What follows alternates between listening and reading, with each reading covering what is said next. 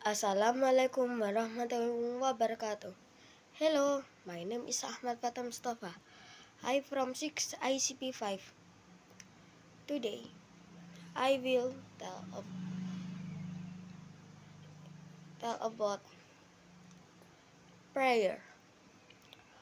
Prayer is the second pillar of Islam after someone says the two sentence of the Shahadat. However, in this case, the prayer in question is more of a fardu prayer, or the five daily prayer, namely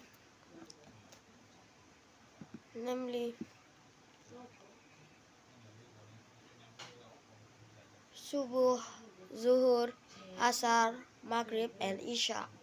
The law of praying 5 times a day for Muslims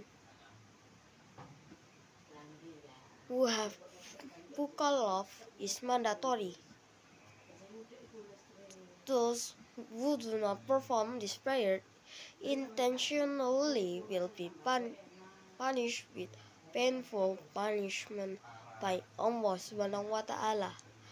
Unlike other forms of worship, prayer was directly revealed to the Prophet Muhammad SAW from Allah Subhanahu wa Ta'ala without going through the intermediary by Jibril alayhi salam.